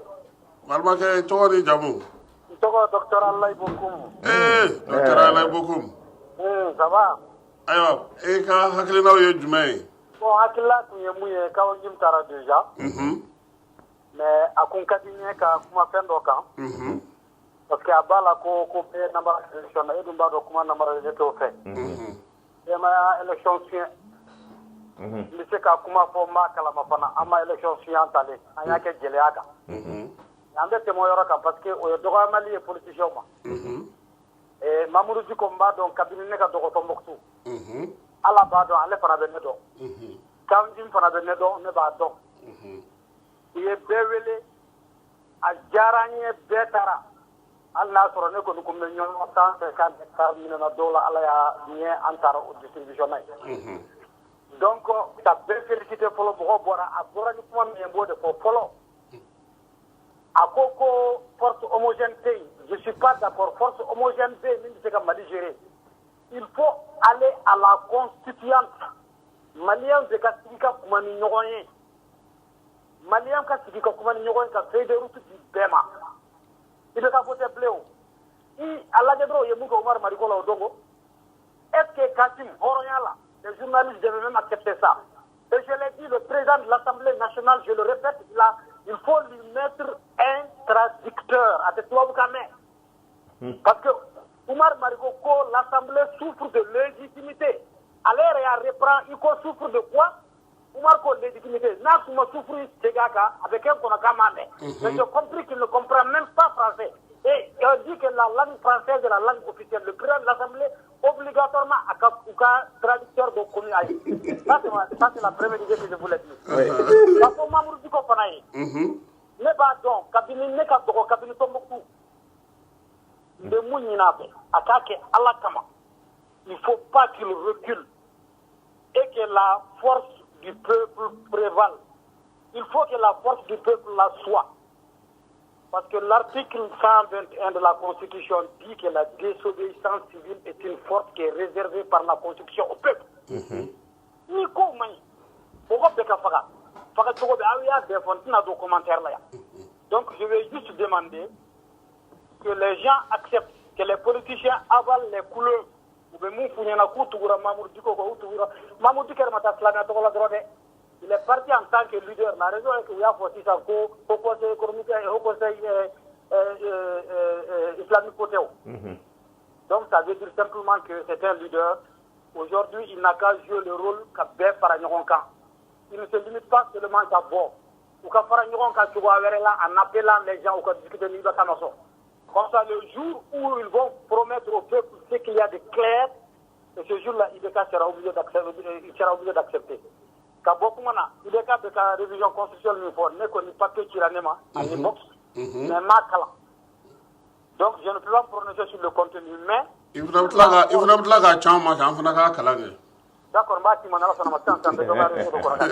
d'accord, mais Kassim, oui. C'est pas normal. Si tu as une situation, IBK est la constitution pour moi. Je ne sais pas s'il n'a pas de conseiller, ou bien il n'est vraiment pas au courant de ce qui se passe au Mali, comme il le dit lui-même. Avec la feuille de route de bateau, Yanni, mois de juin. Oui, mais au niveau de l'élections de bureau, à tout fora, la révision qui est depuis décembre $100. Ah, oui, est-ce qu'il y a eu respect? Comme a te ka jamana yɛrɛ kɔnɔna kunkan ko kɛlɛ yɛrɛ kɛ fɔlɔ hali bi mɛtiriw tagamana ji tɛ ka sɔrɔ gundam kɛlɛ kɛra ye bi bɛɛ lajɛlen bɔr'o kalama mɔgɔw bɛ ka faga don o don bon ni président to o si la ko fo réforme bɛna mun de ɲɛnabɔ o la o tɛ se ka foyi ɲɛnabɔ o la o ala ye. Moi j'ai l'impression Kassim que mɔgɔ minnu bɛ ka nin fɛn duuru dama u bɛ fɛ ale yɛrɛ ka cogo di. Le fait même d'imposer au président aujourd'hui à la constitution pour moi une condition après le 5 avril min kɛra bɛɛ y'o dɔn. Et que à la constitution pour moi a yɛrɛ ka sɔn k'o bɔ a da la. Ça veut dire qu'il est tombé dans un piège de communication. Et puis aujourd'hui qu'il fasse attention. Je ne menace personne. Mais les réseaux sociaux aujourd'hui télé de Bekassou. Et tout ça seulement, même la partie technique de la télé, il y a production qui est à blanc. C'est pour ça que l'ORTM là, je vous jure, et puis les agents de l'État, le groupe là, on a perdu. Si l'ORTM, c'est un instrument inutile. Est-ce que tu comprends? Donc, quand beaucoup de gens ont vraiment avec elle, il a du courage. Merci beaucoup, Alain. Je n'ai pas toujours été d'accord avec lui, mais je salue son courage et sa perspicacité. Merci beaucoup, Alain. Mais à Concadinier, surtout le président de l'Assemblée nationale, Oumar Mariko leur a fait une leçon de civilité. Okay. Parce que n'a Kouyou Djadiodo, en assemblée de Sénégal, ni Yara Befe, ou Ouganda, assemblée, ou Italien, qui sont en boxemina. Le président de l'Assemblée n'a pas plus le droit d'Oumar Mariko. L'article 3 dit que chaque personne a le droit d'avoir son expression et puis dans l'article 2, les Maliens sont égaux en droit et devoir. Alain, Ado min ballanena. Yari Oumar ka kumata. Député Tungara est fait un soubek, il faut m'en fouiller. Voilà. A déconner qu'à faire ce qu'il n'est pas d'accord. Premier ministre Mana fait Canada et Abefo. Voilà. Mais Isaac m'a fait fouiller. Voilà. Oumar Miye a la kuma n'est boulot à photo il n'a pas ça. Mais me souffre boire la drogue. Manque de légitimité, c'est tout. Mais tout le monde, c'est illégitime, ça veut dire quoi? Pendant un débat de prorogation, donc c'est vrai que Oumar est au droit de faux. Donc tu vois, quand même, je vous jure, au nom de ce qu'il c'est un ancien cadre, il est supposé être un bon cadre. Mais je te jure et je peux le prouver que je ne comprends pas français. Parce que ça fait la deuxième ou la troisième phrase, je le prends en flagrant délit de comportement d'erreur de ce genre de compréhension. Ok, donc vraiment, moi, je suis désolé. Mais on nous fait c'est le peuple. Maintenant, le peuple est en train de se réveiller, comme Kaoudim l'a dit. Et je voudrais qu'il ait si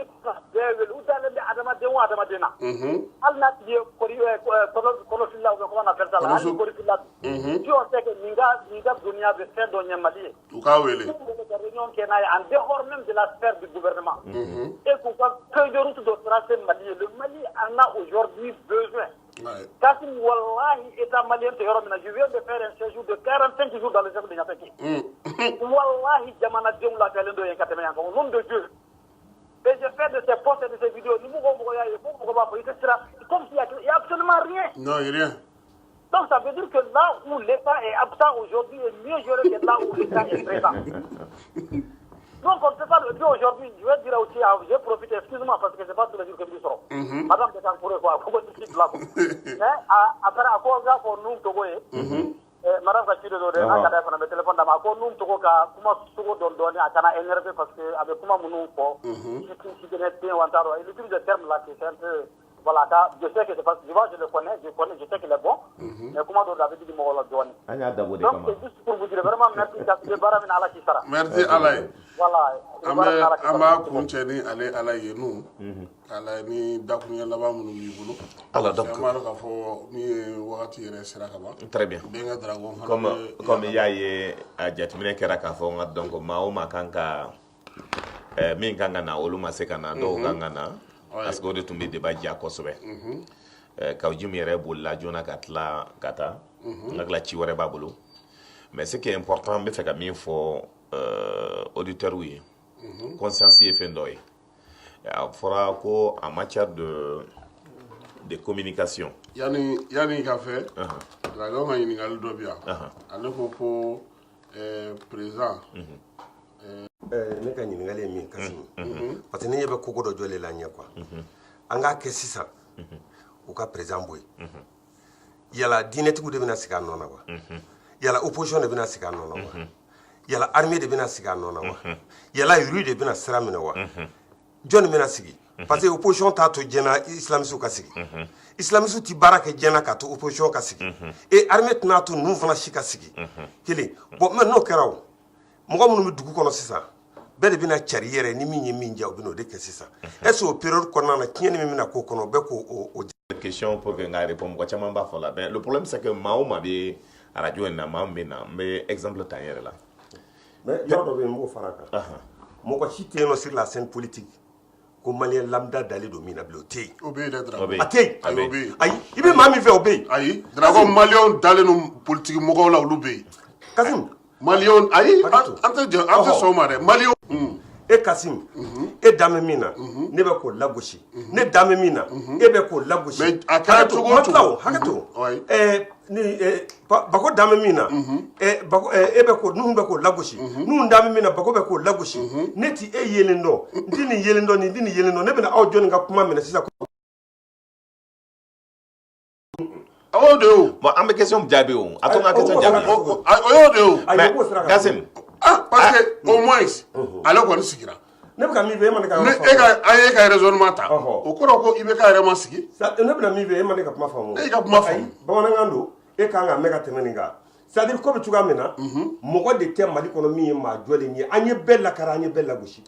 ni kuma m'o de kuma nɔfɛ quoi a to n ka question an y'o faamu n'o faamu a to n ka question répond voilà n'o se ka fɔ Mali kuturu bɛɛ maa million joli i bɛ se ka ko maa ta maa ɲɛnama t'a kɔnɔ mais mɔgɔw de ye ɲɔgɔn lagosi fo ka taa ɲɔgɔn kɛ maa burujalenw ye n'o faamu sisan Kasim a ye question min posé n bɛ a ɲini k'a répond parce que en tant qu'homme politique opposition na n b'a la e b'a dɔn personne n'a accepté un coup d'état en 91 coup d'état kɛra condition de y'a to coup d'état kɛra n'o tɛ maa si ma coup d'état accepté o don ni Musa Tarawele tun ye mɔgɔ lamɛn o don baara min kɛra ekɔlidenw fɛ n'a a fɔra ko congrès in tɛ kɛ a ka multipartisme kɛ a ko jamana y'ale de ta ye min ka d'a a b'a kɛ o de nana ni coup d'état ye an bɔra o la événement min kɛra an ka donc min kɛra ATT ka waati la bɛɛ y'a ye a fɔra ko fagali kɛra donc dɔw y'i profiter n ka ka coup d'état kɛ o don coup d'état kɛra maa min b'a kalama ani maa min y'a protéger ni nga donc l'opposition personne n'a demandé un coup d'état et personne ne veut un coup d'état parce que coup d'état ɲanama tɛ yen coup d'état min kɛra ATT ka waati la an ye militaires de ye ka frigo suɲɛ an ye militaires de ye ka don mɔgɔ ka fɛn la maison de la presse la a photo filɛ nin ye et donc diɲɛlatigɛ kɔnɔ an y'a ye tiɲɛni min kɛra o don ka wara mais tout simplement o don ni maliyɛnw tun sɔnna hali k'a to ATT ka fanga tun tora 2 mois kɔnɔna na ka ban coup d'état tun tɛ kɛ Mali kɔnɔna na Sénégal élection o élection coup d'état tun bɛ se ka kɛ Sénégal mais sénégalais ko olu ka éducation fɛ an'u ka kɛcogo fɛ olu tɛ coup d'état fɛ olu bɛ fɛ ka to ka démocratie kɛ pour ka se k'a lase bi an bɛ yɔrɔ min maa si tɛ fanga fɛ IBK mɔgɔ si tɛ fɛ IBK ka bi mais min don IBK bɛ maliyɛnw de lamɛn parce que olu de fanga d'a ma mais IBK k'a fɔ k'a b'a sago kɛ a du k'a fɔ k'a b'a sago kɛ a ka somɔgɔw a n'a terikɛw k'a fɔ ko b'o sago kɛ ka jamanadenw to position dɔ la k'a fɔ i b'a défendre ou parce que a bɛ dɔ d'i ma k'a dun ou parce que i terikɛ don ça ne marchera pas il faut ka k'a faamuya maliyɛn denw a bɛ baara kɛla olu de ye n'i bɛ baara kɛla Mali ye i tɛ se ka fanga gérer cogo cogo k'i ma tiɲɛni kɛ ne min bɛ ATT défend ni ko ATT fanga kɛra ka sɔrɔ ko tiɲɛni ma kala walahi n ka taa dɔn silamɛya la mɔgɔ kan ka tigɛ n na mais min don danbeya la hɔrɔnya la kabila kɔnɔna na maa dɔw dalen b'a la k'a fɔ ko bɛ baara kɛla Mali kɔnɔna na ka taa maa dabɔ fɛn wɛrɛ kama Mali ka taa ɲɛ Kasim o mɔgɔw ka ca o adamadenw ka ca o hɔrɔntigiw ka ca o danbetigiw ka ca maintenant kuma kɔnɔna na k'a bɛ digi mɔgɔw la ko dɔw bɛ digi mɔgɔw la an b'a kɛ de a ka digi dans l'éducation ce qu'on appelle le choc choc min bɛ kɛ la n bɛ muso de jaabi la ye choc min bɛ kɛ la n bɛ tugula de k'a fɔ parce que n'i y'a fɔ ko hɔrɔn ma e ye hɔrɔn ye man kan ka sonyɛni kɛ effectivement ni hɔrɔn don a man kan ka sonyɛni kɛ mais jamana bi cogo min ka taa dɔn dɔgɔyama min jɔn de bɛ nana ye président de la république min kan ka kuma mɔgɔ fɛ ale bɛ mɔgɔ kɔrɔmatigɛ a b'a datigɛ mɔgɔ la a bɛ surutuli kɛ a b'i kɔrɔfɔ a b'a ɲɛkuru tigɛ i la a b'a a tɛgɛ ta kan tɛ k'a firifiri i la e bɛ fɛ k'an ka sɔn o ma cogo min o baara bɛ se ka kɛ cogo di n'i ye président de la république ye kuma min kɛra Diko ye kuma min kɛ ka ban n'i ye exemple jateminɛ ka président ye Diko classé président ye n ka dɔw classé ka kɛ ko Yadi ko kuma ma fɔ ko comment il s'appelle ko Kufa kuma ma fɔ ko ni min bɛ fɛ n ka taa ko Faransi ka ta ka bɔ yen ko min bɛ fɛ n ka taa ko MINUSMA ka ta ka bɔ yen ko ŋaniya wɛrɛ b'olu kɔnɔ o kɔrɔ ye mun ye Yadi ye mɛ ko kuma fɔ e ye terroriste ye mais Diko don min Diko taara kuma rebelle fɛ ale ka ministère mɔgɔw a n'a ka premier ministre n'o ye Mayiga olu de fede route d'ama ka taa n'an bɛ jamana dilan an kana an yɛrɛ lajɛ n'an bɛ jamana dilan an kana an dusu lajɛ n'an bɛ jamana dilan an ka sini de lajɛ kabila an bɛɛ bɔra min na ɛ bɛ bamanankan kuma bɛ fɔ bamanankan ta dɛ ne ye dɔgɔnɔ de ye n ka taa dɔgɔnɔ ne bɛ dɔgɔnɔkan dɛmɛ bamanan y'an bɛɛ jɛ de ye bɛɛ bɛ caman fɔ bɛɛ hakili k'a b'a bɛɛ maa caman bɛ yen o tɛ bamanankan mɛn i bɛ bamanan fɔ kɔrɔ wɛrɛ de bɛ kuma kɔrɔla la Segu y'i si bɛɛ k'o la n ka taa Segu ma jɛ a y'a si bɛɛ k'o la n ka taa a ma kɛ ɲɛmaa ye donc a ma kɛ président a ma deli ka bɔ a la a tɛna bɔ aw la parce que o y'a kɛcogo ye o y'a ŋaniya ye a fɔ ko Segu ani janfa a b'aw de kɔnɔ ye donc n'an bɔra o kɔnɔna na k'a fɔ ko an bɛ bamanankan ta k'a fɔ an bɛ tulonkɛ k'a la o tɛ n bɛ fɛ ka min fɔ n'an bɛ fɛ jamana ka bɔ nɔgɔ la an ka jamanadenw ta an ka danbe ta an ka hɔrɔnya ta an ka baara kɛ hɔrɔnya kɔnɔna na mais mun de kɛlen don Mali kɔnɔna na bi maa o maa n'a bɛ nafa dɔɔni sɔrɔ ka don a la maa mo fɔ n'a bɛ jɛgɛ kasa dɔɔni sara maa o maa n'a bɛ nɔnɔni sɔrɔ ka min fanga la hali ni fanga ye maa fanga tɛ donc o b'a fɔ ko k'a ka ɲi bi ni fanga ɲɛna ka ban bɛɛ bɛ tɛgɛrɛ fɔ a ma se ka mɔgɔ ɲininka o Kasim jamana ni bi i bɛ k'a bɛ ka baara n'a tun ye baara kɛ ni baara sera ɲɛ ma docteur la mɔgɔw tun bɛ furakɛ nka donc problème foyi t'a la Jimé Kanté wele su na i k'a ɲininka o ka yɔrɔ datugulen scanner tɛ yen jamana bɛ cogo min Segu Kayi olu mako bɛ scanner la donc laboratoire yɛrɛ jɛnna n'i ko kursi yɛrɛ ɲigilen don n'a jɛnna o t'a bannen ye wa an ka taa Mopti mara la situation bɛ cogo min en insécurité armée bɛ cogo min don o don an disi bɛ bɔ l'armée monte en puissance susuli bɛ kɛ an ka mɔgɔw de bɛ sa ne m'a fɔ dɛ olu de ko n ka taa ko mɔgɔ 100 ani mɔgɔ 50 sara donc il y a problème école la il y a problème parce que déjà anw denw tɛ kalan na aw denw tɛ kalan na maa o maa ma kɛ i b'i ka défend i den tɛ kalan na n ka donc jamana kɔnɔna na or l'avenir de demain les cadres de demain les responsables de demain an bɛ fɛ jamanaden min ka bɔ sini cadre min ka bɔ sini an bɛ sous région de la olu de kan ka taa n'an ma nin baara kɛ n'an ka jamana ta k'a lajɛ k'an yɛrɛ danbe lajɛ ka tila ka sigi miroir kɔnɔna na jamana y'anw kalan ka fɛn bɛɛ d'anw ma a y'i fa kalan a ye n ba kalan a ye mɔkɛ kalan wolu ka waati la Modibo ninnu ka waati la hali min ye ka taa silipu ye commentaire tun b'a di mɔgɔ ma ji tun bɛ d'i ma ka min nɔnɔ tun bɛ dilan ka d'i ma fo b'a ko nɔnɔ yɛrɛ ka k'a ma dogo o b'a bɔn a tigiya la donc bi an bɛ yɔrɔ min aujourd'hui an tɛ foyi sɔrɔ aw ye min ye fɛn bɛɛ kɛ jamana ye fɛn bɛɛ d'anw ma baara min kɛra o kɔnɔna na a y'o kɛ fɛn wɛrɛ ye bi mɔgɔ kelen n'aw ye chance sɔrɔ ka na aw ye fɛn bɛɛ kɛ jamana kɔnɔna jamana ye fɛn bɛɛ d'aw ma aw yɛrɛ tun min na yan tuma a ma tɛmɛ san 10 san 20 kan aw yɛrɛ hali aw ka location a tɛ se ka sara n'aw nana ni jamana y'aw furakɛ jamana ye fɛn bɛɛ d'aw ma jamana ye donc fɛn bɛɛ d'aw ma aw kan ka min kɛ aw kan ka jamana bɔ gɛlɛya de la maliyɛn bɛɛ bɛ ɲininka sini sani an ka salatu tigɛ i ye mun de k'i ka jamana ye jamana ye fɛn bɛɛ k'anw ye Kasim on est incapable de sauver cette nation qui est en train de partir à l'eau mais le problème d'intérêt personnel le problème parce que déjà ne kumana dɔ b'i ka dɔn non n bɛ ATT fanga la oui n tun bɛ ATT fanga la mais n bɛ tɛgɛ kɔrɔta Mali kɔnɔ n'i y'a ye maa min na sigi radio la ka kuma k'a fɔ i bɛ kuma n ka ta k'a fɔ i bɛ kuma radio la ko i bɛ téléphone bila parce que fɛn de t'i kɔrɔ ni fɛn b'i kɔnɔ maliyɛn bɛ se min na ka mɔgɔ tɔgɔ tiɲɛ maliyɛn bɛ se min na ka fɛn dɔ kɛ nkalon tigɛ ka da i kan mais on amène des preuves ni fɛn wɛrɛ b'an kan an b'a dɔn an y'a kɛ a bɛ an Ala subahanahu wa taala de jɛ bɛɛ bɛ taa da bi an bɛ bɔ yan a bɛ se ka kɛ ka taa sini i bɛ taa mais n'i taatɔla don demain jamu min kalifal'i la i bɔra kabila min kɔnɔna na o kabila tu dois être fier de ça parce que min don an banna anw yɛrɛ la maabadenw tɛ yen tuguni jamana kɔnɔna na zon kalabanci n'i y'o kɛ ka taa i ye maabaden ye hali ni bi n'i tɛ seli bi an bɛ yɔrɔ min diinɛ kɛra cogo min hali ni maa min n'a ye jinɛya kɛ ka den sɔrɔ ni wari b'i bolo ka taa donc diinɛ ɲɛmaaba belebelew dɔw bɛ taa ka taa i ka denkuli kɛ ani hali n'i sara n'i tɛ seli n'i bɛ dulɔ min diinɛ ɲɛmaa belebele dɔw o bɛ t'i ka sudonyɔrɔ la ko parce que olu problème ko wari b'i bolo an ye jamana an ye caman y'a kɔnɔna na n'an bɛ fɛ an ka k'an yɛrɛ ye an k'an yɛrɛ filɛ an ka jamana filɛ jamanadenw sɛgɛnna maliyɛnw sɛgɛnna Mali sɛgɛnna an ka fɛn dɔ kɛ jamana ka se ka bɔ nɔgɔ la ayiwa an b'i fɔ k'i waleɲuman dɔn k'a fɔ k'i togo nka min ye seguka ye min ye seguka ko ye i bɛ kala sɛmɛ anw segukaw la kadɔ dugu man ca koyi tubabu jɔbaw la o kadɔ dugu man ca aw de ye FEDER bɛ ka monument ci yan ka taa k'a b'a bin ka taa après a fɔra ko a bɛ taa ta ka na n'a ye Bamakɔ a y'a kɛ kɛlɛ ye a tɔ bolo yen a tɛ taa yɔrɔ si a bɛ to yen an bɛ bɛɛ lajɛlen fo ka bɛɛ lajɛlen waleɲuman dɔn k'a fɔ ni ne kɛra aw tulo garisɛgɛ ye bi min ye Musa Ba ye a ma ye kɛnɛ kan a m'an wele a ma ci kan fɔ an ye an bi ka bɛɛ lajɛlen fo ka bɛɛ lajɛlen waleɲuman dɔn Isa Kawojima ale tun bɛ yan min ye Mamu Diko ale ka kuma lasela kun ye nun tɔgɔ opposition o tun ye ale bila ka na Amara Kone Bako ale bolo tun bɛ caméra ale ni Suya Kɔrɛ bi ne yɛrɛ n b'aw fo ka waleɲuman dɔn n'Ala sɔnna ma sibiri nata Yeli Madi Konate an b'ale bisimila an ka bɛn kɛnɛ kan k'a daminɛ nɛgɛ kanɲɛ 10 ka taa se a 12 ma Bako k'i yɛrɛ fo k'i waleɲuman dɔn ka dugawu kɛ ko Ala ka jamana ye Ala k'a basigi Ala k'a ɲɛmajɔ Ala ka bɛn ani kɛlɛya don jamanadenw bɛɛ lajɛlen ni ɲɔgɔn cɛ Ala k'o kɛ a ka Alaya kama